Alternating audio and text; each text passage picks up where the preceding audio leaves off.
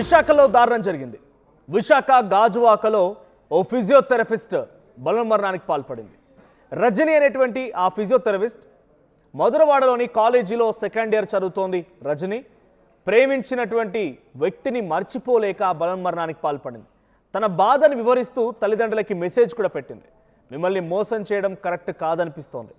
అబ్బాయిని వదిలేశాక ఏదోలా ఉందని ఆవేదన కూడా గురవుతున్నట్టుగా తన మెసేజ్లో రూపొందించింది. ఇక తమ్ముడు చెల్లిని జాగ్రత్త అంటూ తల్లిదండ్రులకు చెప్పింది ఆ యువతి. సో తనను ప్రేమించినటువంటి అబ్బాయి తనని వదిలేసి వెళ్ళాడని చెప్పి వదిలి ఉండలేక తను కొంత మనోవేదనకు గురైంది. ఆ తర్వాత బలవన్మరణానికి పాల్పడింది. సో మధురవాడలోని ఓ కాలేజీలో సెకండ్ ఇయర్ చదువుతోంది. ఫిజియోథెరపిస్ట్ సెకండ్ ఇయర్ చదువుతోంది రజని అనే అమ్మాయి. అయితే ప్రేమించిన వ్యక్తిని మర్చిపోలేకనే బలవన్మరణానికి పాల్పడి తెలుస్తోంది. తల్లి తండ్రికి ఇద్దరికి కూడా మిమ్మల్ని వదిలి వెళ్తున్నందుకు బాధగా ఉంది, మోసం చేయడం కరెక్ట్ కాదు అనిపిస్తోంది అని చెప్పి మెసేజ్ కూడా పెట్టింది.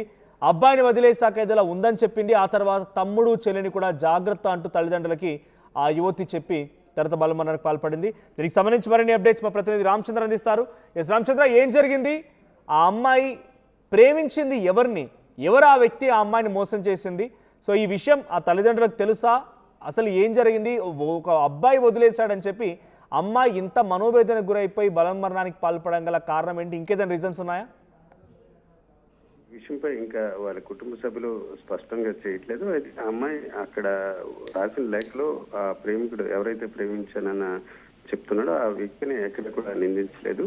ఆ వ్యక్తి నుంచి అంత దూరం అవుతున్నాను, ఈ దశలో ఇటు అతనికి దూరం అవుతూ మరొక వైపు కుటుంబ సభ్యులతో గడిపే పరిస్థితి లేక ఆత్మహత్య చేసుకుంటున్నట్టు ఆ పైడి రజని అని ఒక ఫిజియోథెరపీ థర్డ్ ఇయర్ చదువుతున్న అమ్మాయి చెప్పడం జరిగింది. ఈ నెలాఖరికే వాస్తవానికి అమ్మాయికి పరీక్షలు కూడా జరుగుతున్న దశలో ఈ రకంగా ఆత్మహత్యకు పాల్పడింది. ప్రస్తుతం ఇప్పుడే ఒక 10 నిమిషాల క్రితం ఆ అమ్మాయి మృతదేహాన్ని విశాఖలోని కింగ్ జార్జ్ ఆసుపత్రికి తీసుకొచ్చారు. గాజువాక ప్రాంతంలోని సమతానగర్ ప్రాంతంలో ఐడి సత్యం అనే వ్యక్తి కుమార్తె ఈ రజని. అతను HPCL కాంట్రాక్టర్ గా కూడా పనిచేస్తున్నారు. అయితే నిన్న సమతా నగర్ నివాసం ఇంట్లో ఆమె కుటుంబ సభ్యులు లేని దశలో ఈ రకంగా ఆత్మహత్యకు పాల్పడింది. అయితే అతని లేఖలు మాత్రం గత కొంతకాలంగా ఒక యువకునితో ప్రేమ వ్యవహారం ఉన్నట్టు, అయితే అతను దూరం అవడంతో ఈ రకంగా తాను ఈ లోకం నుంచి వెళ్తున్నట్టు అనిపించింది.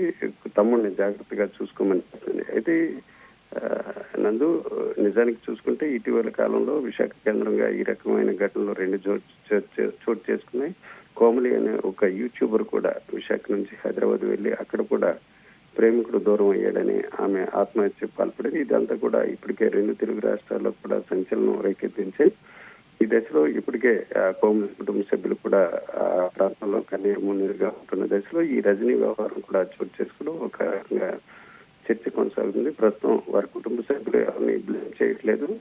తమ కుమార్తె ఈ రకంగా అర్థంతరంగా కోసం ఈ రకంగా ఆత్మహత్య చేసుకోవడం పట్ల విచారం వ్యక్తం చేస్తున్నారు. అట్లాగే న్యూపోర్ట్ పోలీసులు ఎవరైతే ఈమె ఎవరితో ప్రేమ వ్యవహారం కొనసాగించింది అన్న విషయం మీద ఆరా తీస్తున్నారు. మరి కాసేపట్లో ఆ యువకుని వివరాలు కూడా మనకి తెలిసే అవకాశం ఉంది. అయితే ఈమె ఆత్మహత్యకు అతను ఎంతవరకు కారణం అన్న విషయంపై పోలీసులు ఆరా తీస్తున్నారు. నందు,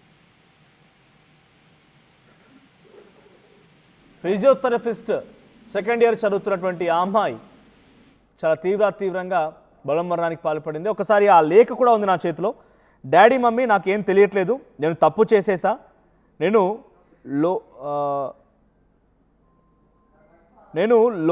లవ్ చేసా, కానీ నాకు మిమ్మల్ని మోసం చేయడం కరెక్ట్ అనిపించలేదు, అందుకే ఆ అబ్బాయిని వదిలేసా, కానీ నాకు ఏదోలాగా ఉంది, నేను మిమ్మల్ని కాదు అని ఏం చేయలేనా, అలా అని ఆ అబ్బాయితో నాకు ఉండాలని ఉంది, కానీ నాకు వద్దు, ఎందుకంటే మీరు ఇంపార్టెంట్ నాకు. అంటే ఇక్కడ తల్లిదండ్రులు ఆ లవ్ని యాక్సెప్ట్ చేయలేదు.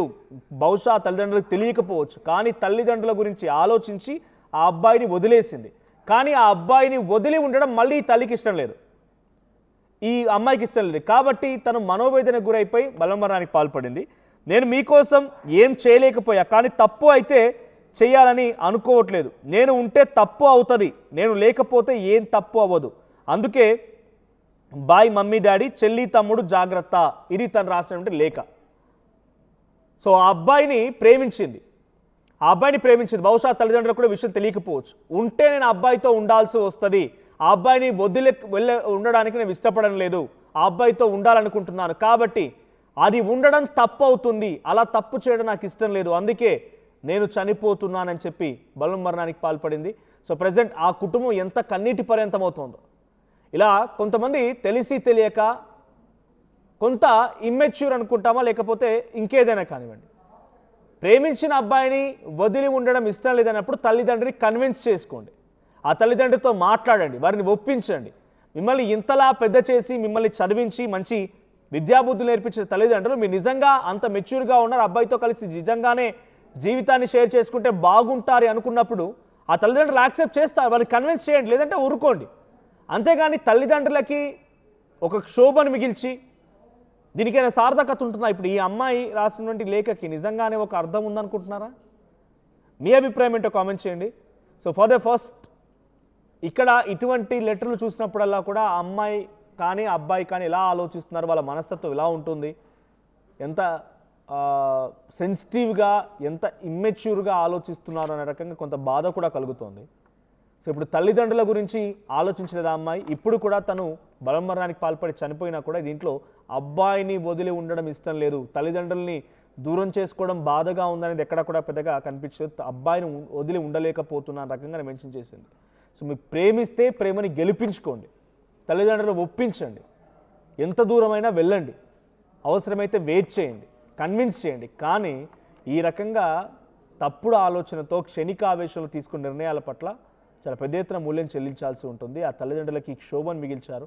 మిమ్మల్ని ఎంతలా ప్రేమించి ఉండి మిమ్మల్ని ఎంతలా ఈరోజు మంచి చూడాలనుకుంటే తప్ప ఆ స్థాయిలో మిమ్మల్ని ఒక ఫిజియోథెరపిస్ట్గా చదివించాలనుకుంటారు, మంచి ఉజ్వలమైనటువంటి ఒక భవిష్యత్తు ఇవ్వాలనుకుంటారు. ఆ తల్లిదండ్రుల బాధ ఇప్పుడు ఎవరికి అర్థమవుతుంది? ఉంటే తప్పు అవుతుంది, అందుకే మీరు బాధపడతారని, మీరు బాధపడడం ఇష్టం లేక నేను వెళ్ళిపోతున్నానని చెప్పి రాసిన ఆ తల్లి, ఆ అమ్మాయి ఉండి వాళ్ళని ఇప్పుడు లేకపోయినా కూడా అదే రకమైన శోకాన్ని మిగిల్చింది కదా. సో ప్లీజ్ బీ కేర్ఫుల్, ఇటువంటి నిర్ణయం తీసుకునే ముందు ఒకసారి ఆలోచించండి. సో విశాఖలో జరిగింది ఘటన. విశాఖ జిల్లాలో ఒక ఫిజియోథెరపిస్ట్ మరణం ఇప్పుడు సంచలనంగా మారింది. సో తను వదిలేసి, ఆ అబ్బాయిని వదిలేసి ఉండలేకనే బలవన్మరణానికి పాల్పడుతున్నట్టుగా మధురవాడలోని కాలేజీ ఫిజియోథెరపిస్ట్ సెకండ్ ఇయర్ చదువుతున్న అమ్మాయి బలవన్మరణానికి పాల్పడి మరణించింది. సో ఈ లేఖ, ఈ వార్త విన్న తర్వాత మీకేమనిపించింది? మీ అభిప్రాయం ఏంటో కామెంట్ చేయండి.